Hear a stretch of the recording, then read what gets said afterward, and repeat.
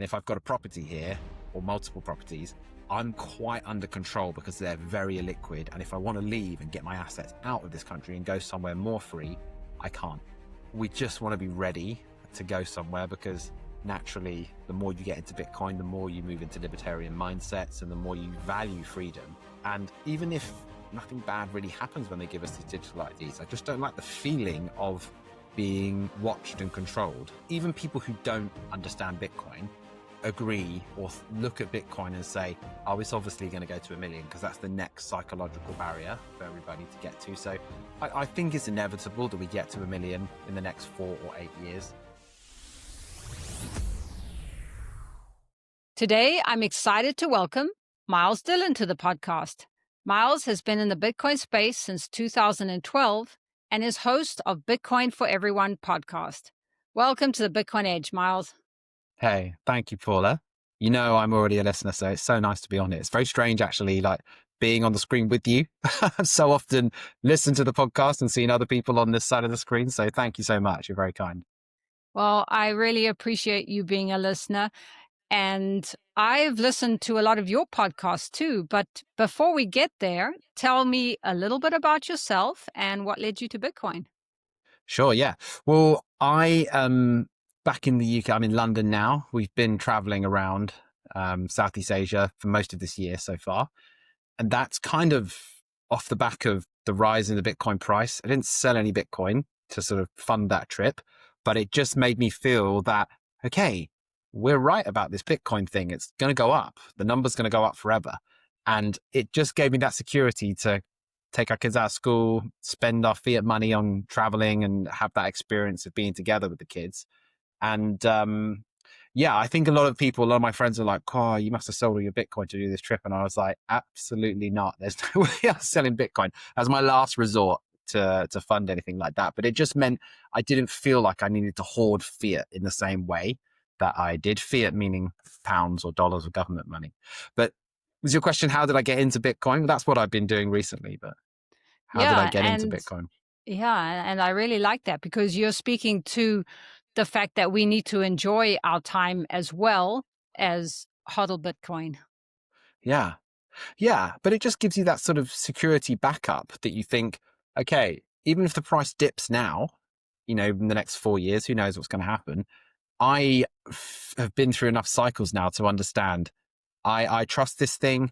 I feel like it's got my future secure. My financial future is safe.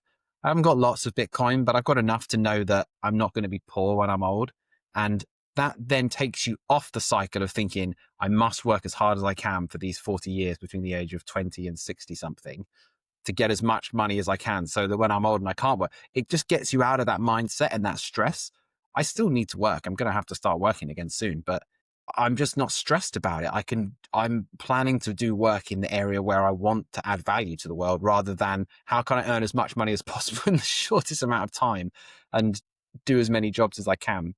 But yeah, it has given me that freedom. We've jumped straight into it already, but I should probably tell you how I got into Bitcoin. Yeah, so because you got in really early, around 2012, but I think I read that you didn't get it right away. So tell us a little bit about that journey and then what made you really get it. Yeah, so me and my wife were living in India. She was working for a human rights organization. And we met this couple. There weren't many English-speaking couples in the city we were in. We just didn't come across people very often. And most of our friends were Indian, but we met this couple. They were Canadian. And we was like, oh, great. Like, let's hang out. Let's be friends just because we both speak English. So we went out for dinner one night. And this guy, I'm sure I'm not doxing him because I'm almost certain it's not his real name. He was called Sunny Ray. At the time I just thought that was his name, but now I realize and understand more about Bitcoin. I'm pretty sure he had a fake name, but he never told. Sunny Ray. It's just too much of a stage name, isn't it? And I haven't really heard from him since, even though we tried to stay in touch. We had dinner, me and my wife and his wife, and something came along and then he said something about Bitcoin and the word I just had never heard it. I just like, what's Bitcoin? It's just so unusual to hear someone say that if you've never heard that word before. It's like when someone says a new word. And he said a little bit about it. And then his wife was South American lady. She was like, He's always talking about Bitcoin, this guy. The whole night then got dominated by Bitcoin. And then me and him were talking like this, and my wife and his wife were talking like this. And the evening was ending and we were saying goodbye and getting into a taxi, but I just kept asking questions about it. And I got home. We must have got home midnight, 1 a.m. And I just got straight on my laptop and just started reading about Bitcoin. I was totally obsessed for about a week, just trying to understand, trying to find out about it, sending money to Estonia and Lithuania, trying to buy some Bitcoin. I probably lost £200 or £300 because I was trying to send £20, £50 to people's accounts, and they never sent me any Bitcoin. It just got blocked by my bank. But at that time, I had no concept whatsoever that the price would go up. I just thought it was this thing that you buy and you can transfer the value of it around. And I thought, that's amazing. And living in India where we were, I thought this has a huge potential to impact the billion people who live in the country that we were in at the time, of which 700 million don't have bank accounts and they're just saving cash. And while we were there at that time, the government, so the largest note there, I think I might be wrong, is a 500 rupee note. There might be a 1,000 rupee note, but anyway, the largest notes at the time, the government gave a time limit of a couple of weeks that anyone with notes that were 500 rupees, you had to bring them into the bank, pay them in, and then they would issue you new notes or you would get the money in your bank. But a lot of those people don't have bank accounts. So there became a black market for people who had bank accounts receiving those 500 rupee notes, giving 400 back and those ones paying them into their banks. That was a real drama when we were there. And so that concept to me, that someone could get a phone and have money on their phone and transfer it to each other with this thing called Bitcoin, I just thought, this is it. This is going to be the money transfer system of the world. And I think I bought it for about $80. And when it went up to 100, me and Sonny were in touch at that time. And I called Sonny and said, bro, it's gone up to $100. And what's amazing is that he understood Bitcoin like we do now back then. And he just laughed and said, don't sell it. It's going to go up more. I said, what do you mean? He said, you haven't seen anything yet. But I didn't even know what he meant. I just thought, I don't understand how this can go up in value. What is it? Is it like a stock? Is it like a bond? Is it like buying? And he would try and explain to me, but I just couldn't get it. So I just followed his advice. I held it for quite a while. And then obviously when the price did go up, I did the thing that all guys do who bought it early. I bought all the shit coins and I ended up with less Bitcoin than I have now. And, I did a bathroom extension in our house that cost sort of $1 million by today's prices or something. £10,000 bathroom cost $1 million. But it takes a long time to understand Bitcoin. I don't have any regrets, really. I'm just very happy that I found out about it such a long time ago and had such a great experience with this guy, Sonny. Yeah, it is a very interesting journey. And I think that's true for many people. Many of us just don't get it on the first time. And it is quite amazing to hear about those people who got it so long ago. And yeah, did you have times where you had doubts or lost faith in Bitcoin since you have been on this journey? Yeah, definitely. I think that in 2016, did we hit 20,000 in 2016 or 2018? When we hit 20,000, I sold some fractions of Bitcoin, and that's when I bought the altcoins at that time. And I just didn't understand what it was, because I thought surely it can't go any higher than this. This is bonkers that it's gone up to $20,000 or 19,000. I thought this is insane. And everyone around me was saying, oh, it's crazy that you bought Bitcoin. It's gone up to 20,000. And I didn't really lose faith because I kept a bit, but I definitely lost trust because I did the thing that I thought was a sensible thing to do when you make money, is to diversify into other assets. And I did actually sell some, and I bought some stocks in a sort of we call it an ISA here. It's like a tax-free way of saving. I bought some stocks, and that's vaguely gone up in value a tiny bit over the last 8 years, but nothing compared to the Bitcoin that I held. So I didn't fully lose faith. I still didn't understand it completely at that stage in 2018. It was only really after the price fell from 20,000 back to $3,000 or $4,000 that's when I started really understanding it. 2018, 2019, I think, is when I really started educating myself. And also, they're probably timed with when a lot of podcasts started coming out and there was a lot more writers who were writing about Bitcoin and became easier to access information. So, yeah, I didn't fully lose faith. I just didn't trust it like I do now to take my kids out of school and go traveling based on the fact that we've got a treasury of Bitcoin that's going to be valuable when we're older. Even though it's not enough to retire on right now, I know that in 8 or 10 or 12 years' time, it's going to be generational wealth. I hear you. People still focus on the short term, though. And before we get into all the deeper stuff, where do you Mm. think we are in the current Bitcoin cycle? And do you think the 4 year cycle continues?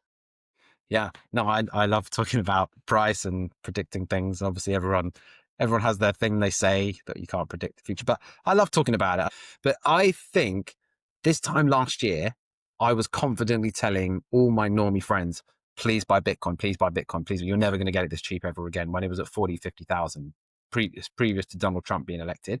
Um, I was like, buy Bitcoin, buy Bitcoin. I think when you get to this point in the cycle, like the ETFs had just been approved, and I was just saying to everyone, guys, it's gangbusters. It's over. The mainstream system is over. Nothing's going to stop this. It's coming. The fact that the banks are getting involved, Wall Street's getting involved. What other sort of signal do you need? They're trying to get our asset. The banks want it. We can't stop them because everybody can get Bitcoin. I was just saying, buy it now. Please. I was like begging my family to buy Bitcoin.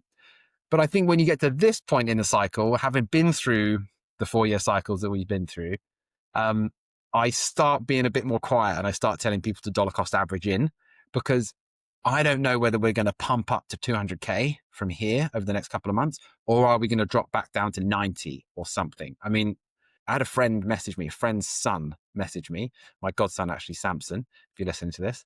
He messaged me to say, I'm thinking about starting to buy £10 of Bitcoin a week. And he's 18 years old. And I said, great, actually, I need to reply to him. Great, go for it. You should do it. So for someone like Samson, buying £10 a month for the next 10 years until he's 28 years old, he's going to have a decent chunk of savings by that stage. So for someone like him, I'm hoping that the price does drop for him, because then he's going to be able to get way more Satoshis than he would do if we carried on and we got rid of the 4 year cycles and we just burst through because of all the treasury buying and governments potentially buying. So for his sake, I sort of want some people like him to have like a bit more of a window, and I don't think it's the first time ever that I haven't minded the price going down, because in the previous cycle, when we went from 69 back down to 20 or something like that, I can't remember what we went down to. I was gutted. I thought, I've missed it. I should have sold at the top, and I just had to hold on through the winter. But this time, I think, it wouldn't be that bad if we dropped down to 90 again. I could actually start buying some Bitcoin. Whereas at the moment, I'm not buying a lot. If I see a dip like we've seen right now, the price is 110. I'm sort of thinking maybe I should buy a bit more Bitcoin. But I'm probably waiting for the price to drop a bit more. But if it doesn't, I'm cool. If the price keeps rising, then I'll probably start buying again. I don't know. What do you think, Paul? You speak to a lot of people. What's the consensus of all the guys and girls you speak to on where we are in the cycle? Well, it seems like most people think it's going to go higher in this cycle Mm, based on the fact that the last few months of the year tend to be good for Bitcoin and risk assets. So that's what people are hoping, I'm sure. And I'm not sure if that's how it's going to play out, because Bitcoin often does what we don't expect.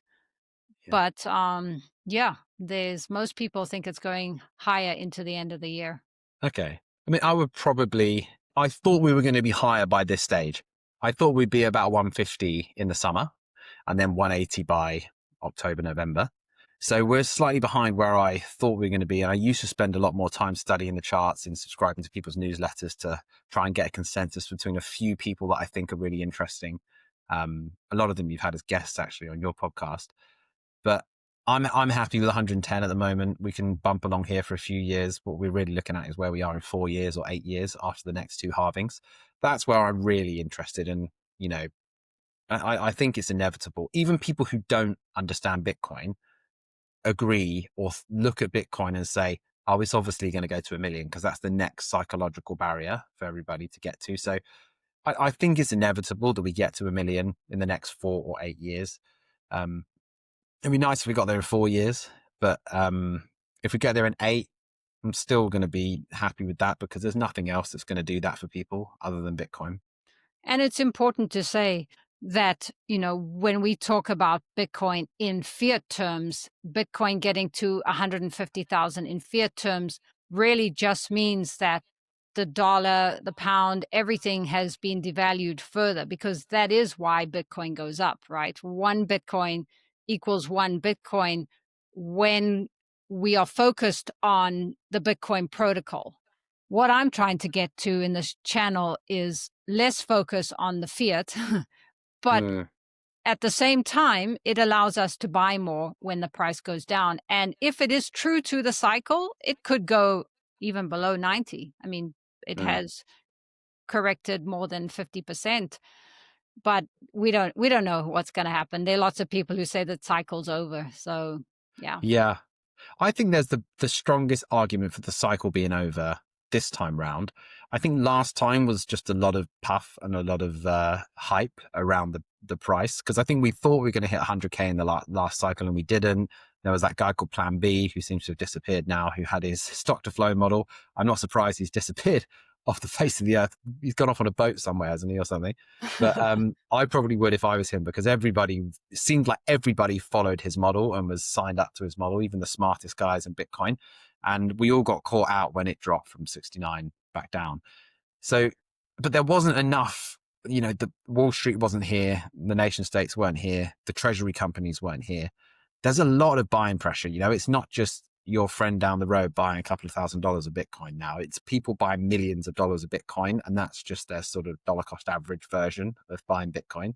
Yeah, your dollar cost averaging friend who's buying $500 of Bitcoin a month is now a company buying $1 million of Bitcoin a month. So if we're going to argue the cycle is over, I would feel more confident about saying that we might just slowly grind up forever from now on as more people get in. But I wonder whether if the price drops, whether there are some huge players who are looking and waiting for that 4-year cycle drop, and then they're going to pile in. And then we have a very short winter. Yeah, it's going to be interesting. Yeah. And part of your message on your channel, you talk about the unit bias, people not getting in because they think either they cannot get to 1 Bitcoin or, other coins are cheaper. Tell us a little bit about what your message is. I pretty much started the channel and the podcast because until the start of this year, I didn't really know anyone else in Bitcoin. I've just been grinding along by myself, occasionally meeting 1 or 2 other people, but not becoming friends with them. And they're mostly speculative buyers. There weren't people like us who understand Bitcoin and love Bitcoin and agree with the ethos of it and the morality of it. They were just speculating. They're high risk investors, they would say. They sort of had stocks and they thought, I'm going to put a bit of money into Bitcoin and just take a punt on it. But I hadn't really met anybody until I started the podcast. It was my way of just trying to connect with other people, and then realized very quickly that a lot of my friends and my family were listening to the podcast. And I just sort of started tailoring the episodes much more to people who have not really heard of Bitcoin, or they heard of Bitcoin, but they're on the fence about it. And maybe they're just getting into their investing career, as a whole investing, and they're looking at Bitcoin as a potential speculative asset. And maybe they might come across my podcast and I'm aiming them to then draw them away from investing in general and just say, why don't you just buy Bitcoin? You don't have to make loads of choices. You don't have to follow the market. You don't have to be a Wall Street stock investor or try and beat those professional guys on Wall Street. You just have to buy Bitcoin, and you naturally beat those people on Wall Street. You don't have to do anything. It's the best way to invest. And that's kind of my goal, really, is that Bitcoin's made such a massive difference to my life and has made me obviously richer, but just more chilled. Just more chill now I own Bitcoin. I don't have to be scrolling. Came out of a coffee shop the other day and I saw a construction worker. He's wearing a high-vis jacket. I feel like he was not from the UK. I feel like he was an immigrant. And I just sort of thought, judgmentally, he's probably not the sort of person that should be investing in the stock market, because I saw over his shoulder while he was drinking his coffee, he had a chart and the candles were all on there. And I just thought, this is not the place, sitting in a busy street in London, drinking a coffee in the morning before you go to a construction site, to be making investment choices based on the chart, I just thought, man, is that where we're at? Is that where people are so desperate to make money and to secure their financial future? And I don't know, I didn't say anything to him, but I just thought there's no way, apart from luck, that a construction worker is going to beat a sort of highly educated Wall Street investor, plus all of the AI tools they have on their side. And that's my kind of message. Like, don't bother. I've actually tried. I spent a long time. I read so many books. I just went so deep into all of the investing books and Warren Buffett and Ben Graham and all those kind of things. The value investor trail I went down, the how to day trade for a living trail I went down for a long time. But it's just, the more you learn about investing, the more I realized I don't think I can beat the market unless it's my full-time job. If I quit my job and I only focused on trading, maybe after several years of educating myself and understanding the market, maybe I could start making a living from trading and being an investor in the stock market. And I'm just trying to save people all that time. I wish I just carried on buying Bitcoin. I only really started buying more and more Bitcoin after I understood that. I already had a little bit, but as soon as I realized it's not possible to beat these professionals, I just started buying Bitcoin only. And that's what I talk about in my show, is trying to bring those guys over to that side and save them the hassle. I think you're absolutely right. And that's a great point. I think, I bought a couple of miners and some MicroStrategy, which since talking to Jeff Booth, I realized those are on the fiat rails and I'm actually making the system stronger by investing in that. But had I Okay. just put those into Bitcoin, I would probably be much better off, less to worry about for sure, because the only reason I really care about prices, because when am I going to sell those? Mm, So instead of yeah. the people that are focused on Bitcoin, which is where I'm headed, it's much more peaceful. Like you said, much more calm. If Bitcoin does dip or go down, then we can all make lifestyle changes. But Mm, that's part of the reason I think your message is so strong, because the Bitcoin compound annual growth rate is about 50%. And even yeah. if that goes down over time, it's still much better than most of us can do on trying to beat Wall Street, right? Yeah. Absolutely. I've done the same. We've got this pension thing. I think it's called a 401k in America, isn't it? But it's called a SIP in the UK. And I had some money in there from my 20s when I was working. It's a tax efficient way to put money in. And we have a company in the UK called the Smarter Web Company, which is a Bitcoin treasury company now. And I heard about it a few days after they'd launched and done their IPO. And I just thought, I may as well just chuck any money I've got left in there into it, because at least it's Bitcoin related. It's kind of like buying MicroStrategy in the UK, but not quite as big. But obviously, I'm a terrible trader, and I'm down like 30% from from when I bought it. And I kept looking at it for a few weeks, thinking, "Oh man, like everyone's made loads of money from this, but I'm the only person who's lost money." And then I just thought, do you know what? I'm not going to look at it for like 10 years, and I can't access it until I retire anyway. Otherwise, I have to pay big tax on it. So I'm just going to leave it, and hopefully that company survives and they hold on to their Bitcoin, and then maybe it'll be worth something. But gosh, I probably would have been better 30% down, selling it, paying tax, and buying Bitcoin. I actually would be up on my position instead of buying that company. Yeah, they're a great company. They're doing a great thing. I just bought at the wrong time. And I know you mentioned before we started about rotating real estate investments into Bitcoin. Is that something you're considering? And tell us a little bit about that. Yeah, no, I definitely am. And I think I've got sign off with my wife now. I just need to have a final conversation to just lock that in and make sure that we're both on board for it.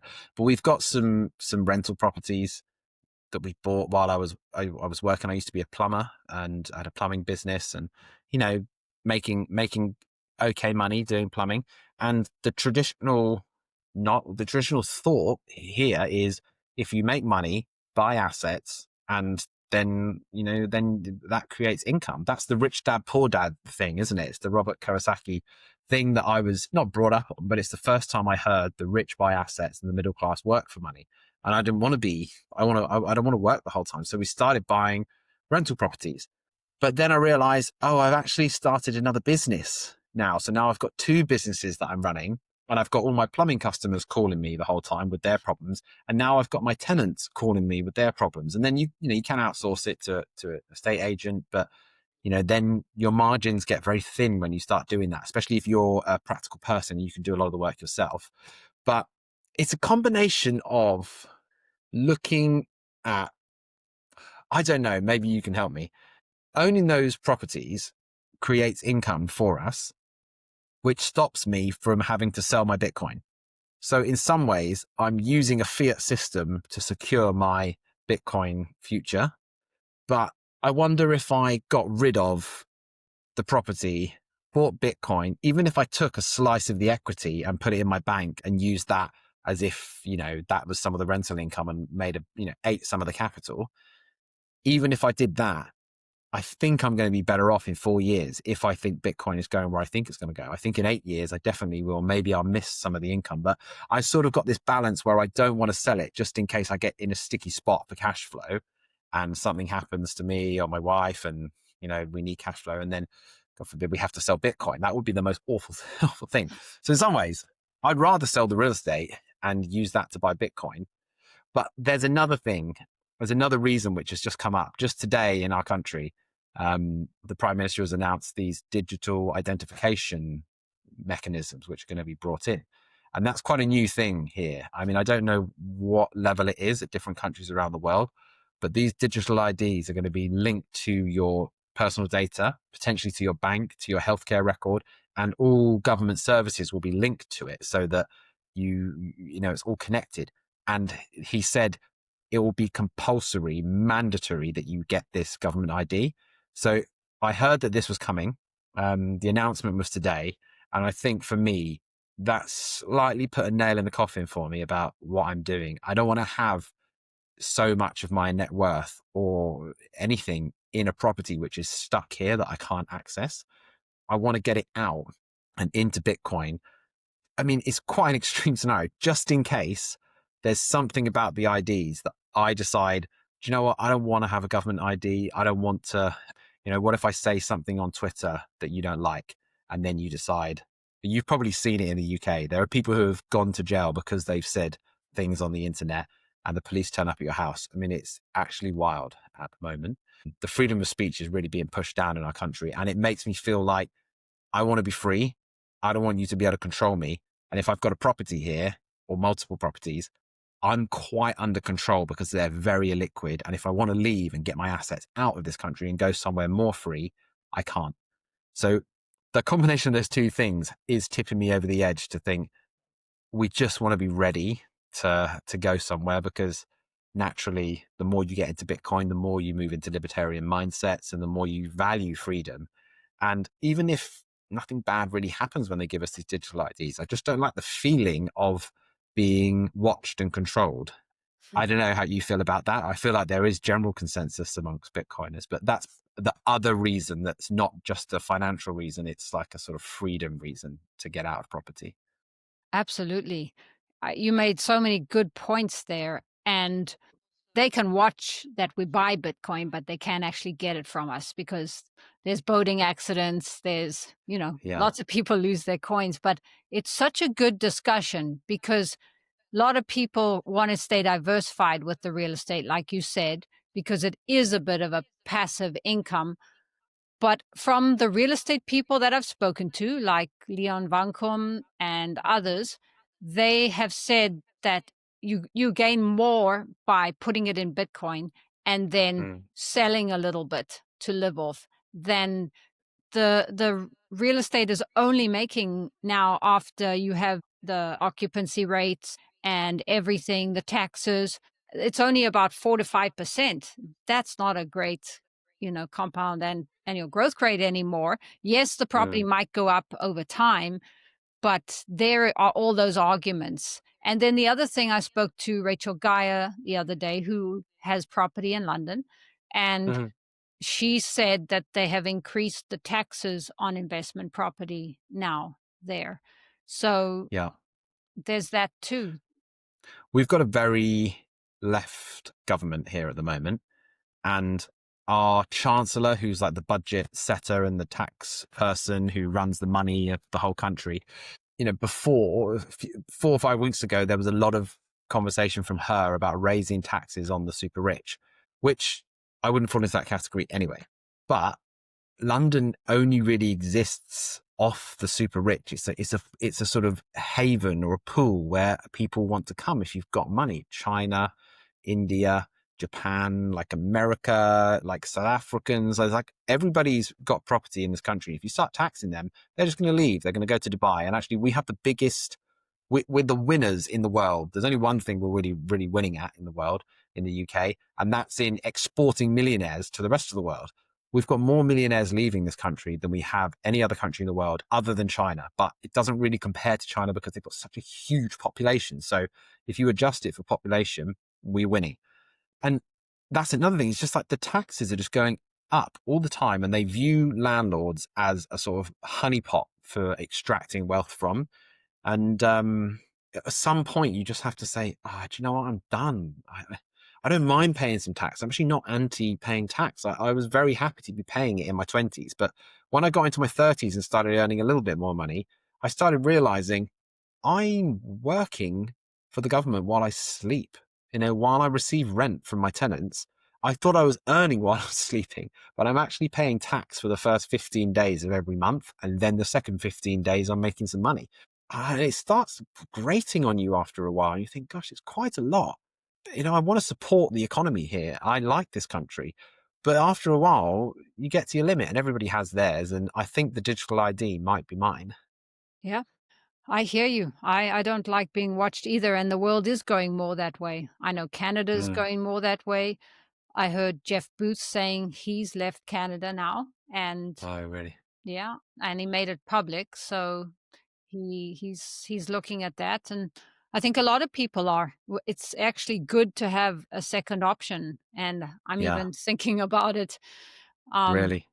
but you mentioned your wife, and I heard on your podcast a little discussion between you and her. And I always, I talk to men and women, and they tend to be different on the Bitcoin journey. And I heard your wife mention that it can help the unbanked, Yeah. whereas a lot of men not all, tend to focus on the price and number go up. But do you see a difference between men and women? It's funny, isn't it? I went to a conference this weekend, the Bury St. Edmunds Bitcoin conference. It was really lovely. It's a beautiful place, beautiful market town, and it's quite a small conference organized by my friend Gary. And at that conference, there were very few women there, but I became friends with another content maker called Alex Glass, and he brought his girlfriend with him. And it was the first time she'd been at anything like this. So I had quite a fun time talking to her because I very easily could joke with her about the things that she would find strange about Bitcoin, because I know that probably it's similar things to what my wife finds strange about Bitcoin.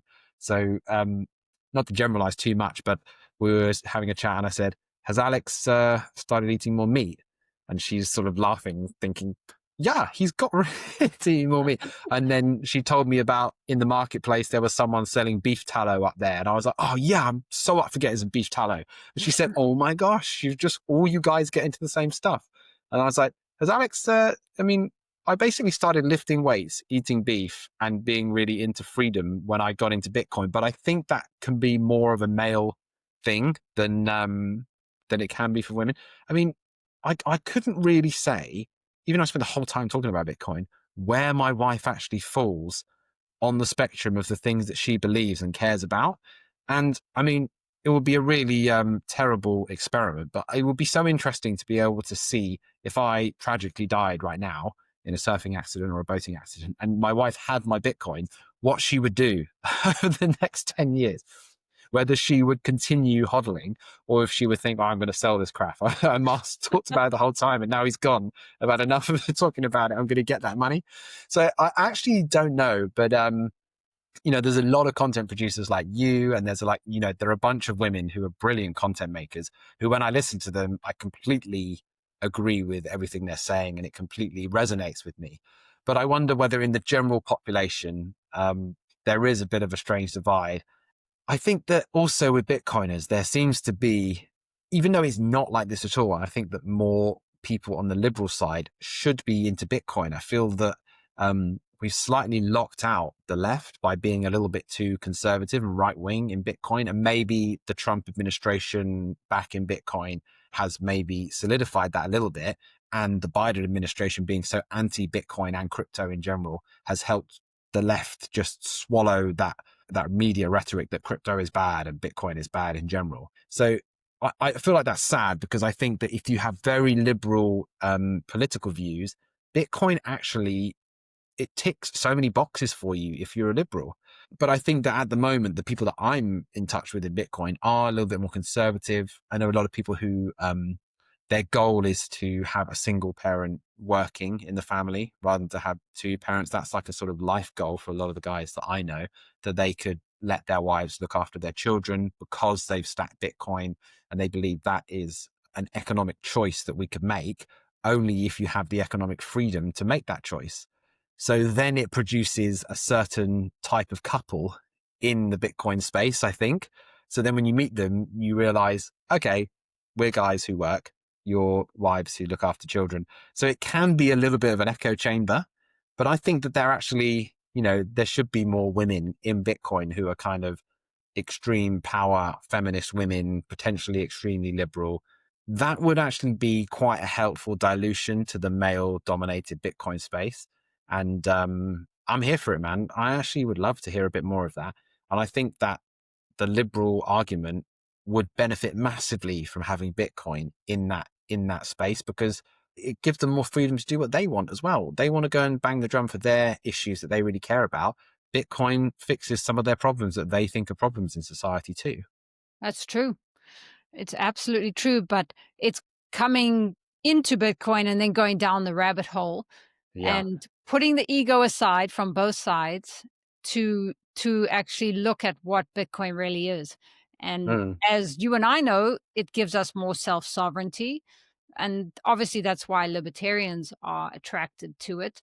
But I think everybody's a bit tired of government now, and Yeah. separating money and state can benefit everybody. But I do think that we have to have confidence in ourselves to hold that in our own hands. I know you have talked a little bit about using Bitcoin as a medium of exchange.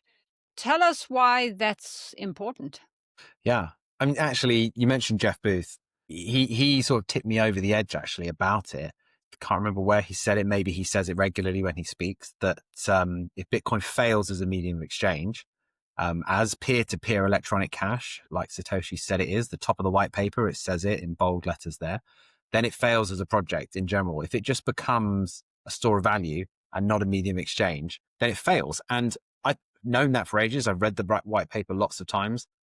I've read the start of the white paper more times than I've read the whole thing, but I understand that it should be a medium exchange. But I think for a long time, it didn't make sense for it to be a medium exchange because the fees are too high to be able to send small payments.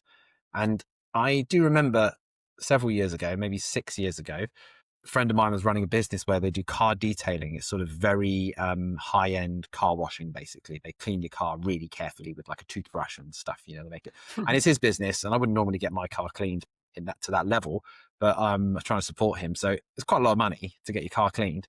And I said to him, would you like me to pay you in Bitcoin? And he was like, yeah. So I knew that he was interested in Bitcoin. So I got him a wallet and I sent him an on-chain transaction in Bitcoin. And we were there for like 20 minutes waiting for the transaction to pass, just making small talk. I don't know him that well. So, it's quite a long time to be making small talk at the end of a job. And afterwards I thought, it's just not worth it. It's like quite a novel thing to do. But I probably paid about £10 in fees, which was probably 10 or 15% of the actual overall cost of the job. I think he should be pretty happy now. I hope he held on to it. But the advent of the Lightning Network, I think I was a bit shut to the Lightning Network for quite a while because of that. And I thought, this is probably hassle. But only really in the last couple of months, I've started using Lightning payments. And it's fantastic. It's amazing. It's so quick. It's really fun. There's a cafe really close to us here. It's like a juice cafe, one of those real health places. And it's so great. I see people in there now that when they hear that I'm making a Lightning payment, they go, oh, hey, you into Bitcoin? And I'm like, yeah, you too. It draws like a little community of people in. And it's really nice to go somewhere and think, oh, there's other people here who pay with Bitcoin, with Lightning as well. So I've started paying with Lightning whenever I can. And I just, at the moment, do a top up kind of thing. I pay with Lightning and then I top up a little Bitcoin, especially when the price is down. I just buy a little bit extra on chain and take a bit out and ship it to my wallet. And it's cool. It's fun. It supports the network. It supports merchants, and it helps with adoption as well. Actually, at the conference we were at, on the first night, there was a sort of pre-conference dinner at a steak restaurant, very classic Bitcoin place to go to. And we took over the whole of the ground floor of this steak restaurant with about 50 people, guys and girls, actually. And the organizer of the conference had arranged with the owners to get a wallet. I don't know what wallet he was using, Satoshi, I think. And most people paid in Bitcoin at the end of it. And at the end of the night, 50 people buying steak and drinks, the guy had about £3,000 in Bitcoin in his wallet. So suddenly he's like a serious Bitcoin holder, and he was so excited by it. That is a really powerful way to spread Bitcoin adoption, because also, if Bitcoin isn't adopted by merchants, the number isn't going to go up forever. It has to be this combination of store of value and medium of exchange. I understand that people don't want to spend it yet, but it's okay to spend a little bit. You do sort of lose a bit in fees, but it's kind of worth it for the long-term future of Bitcoin, I think. Yeah, I love that. And a spend and replace type of attitude can work. You put your fiat into the Bitcoin and spend that. You don't take from your HODL bag. No. Yeah. I mean, it'd be great. I mean, hopefully one day, whatever I do next, my goal is to work in Bitcoin or get paid in Bitcoin, at least if it's not a Bitcoin related business. But at the moment, all my income is in fiat. So, I spend and replace. Yeah. Well, you mentioned Jeff, and Jeff Booth takes it to another level. Jeff says that Bitcoin and fiat cannot exist basically in the same world, because Bitcoin is deflationary and fiat is inflationary. And from what I have learned from studying him, it's going to take a while. So many of us are biding our time with that. But I have found my life gets better as I move more and more time into the Bitcoin world. And I do what you're saying. I spend in Bitcoin. I hang out with Bitcoiners. I Yeah. support Bitcoin businesses. Have you found the same? Yeah.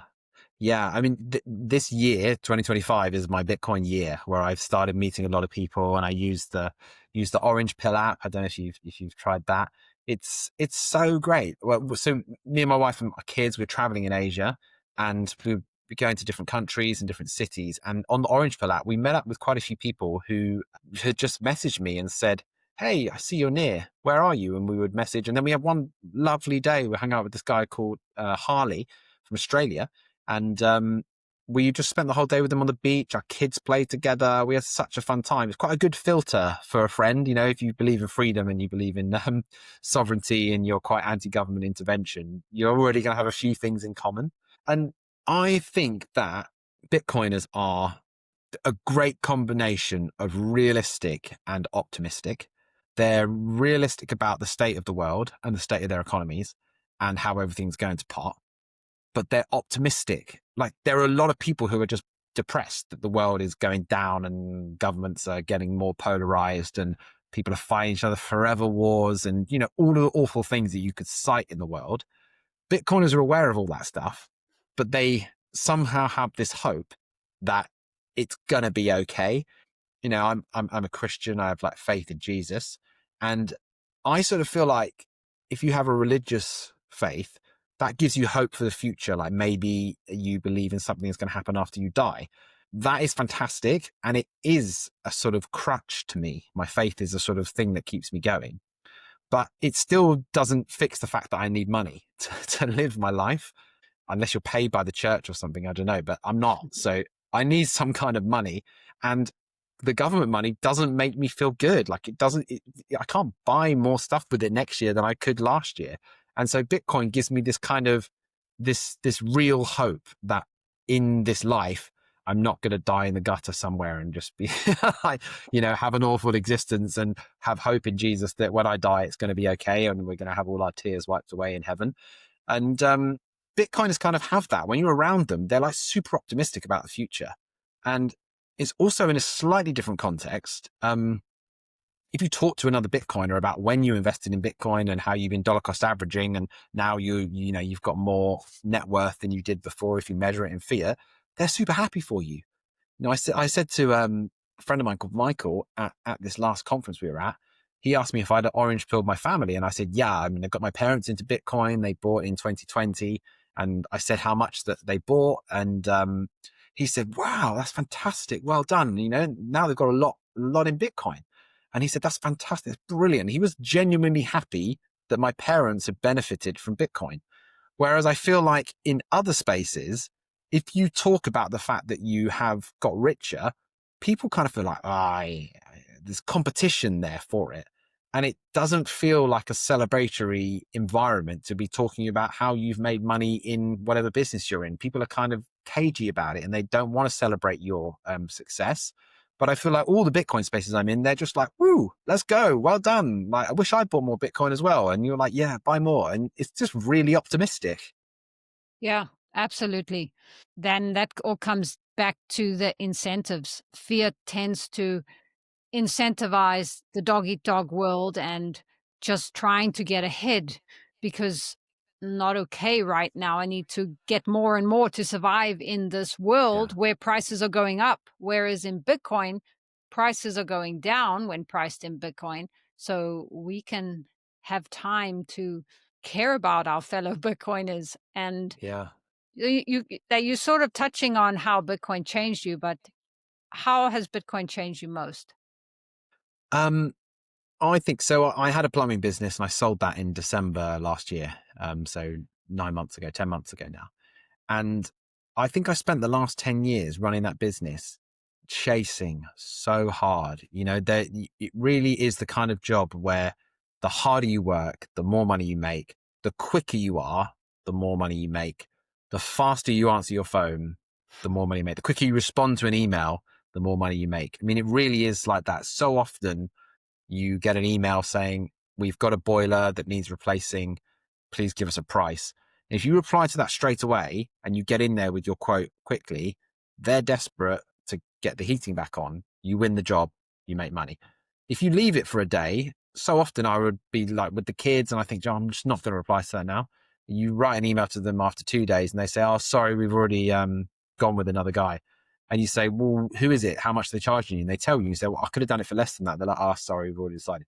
So for the last 10 years, I know that and I've experienced that. So it causes this like rat race mentality in your head. You're constantly racing.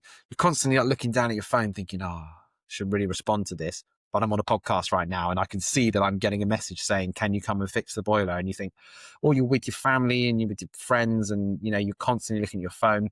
It really causes short-term thinking. Can I make X amount of money this week rather than what is going to create more value for me in the future?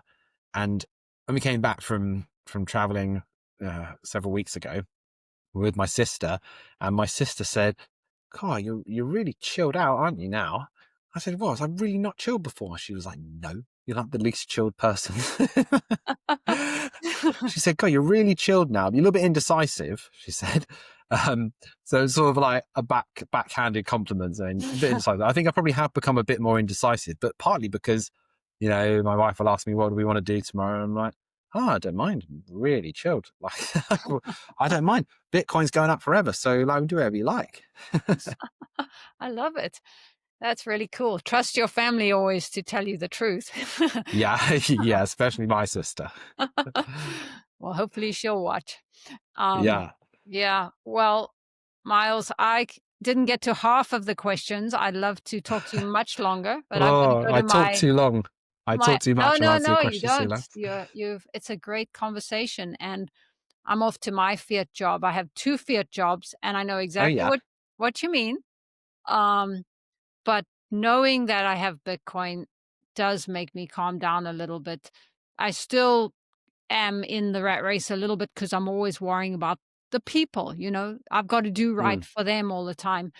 yes. And and I just go back to saying if you love what you do, of course keep doing it. But I'm at the point in life where I want to calm down a little bit and before we started I was talking to you a little bit about the spiritual side and when I say spiritual, I'm not talking about the religious. I know those two are separate, and you can be spiritual and religious, or you can just be spiritual.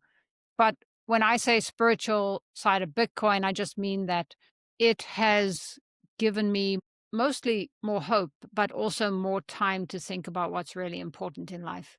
Yes. Yes, that's definitely the low time preference impact of Bitcoin. You think about, what really matters.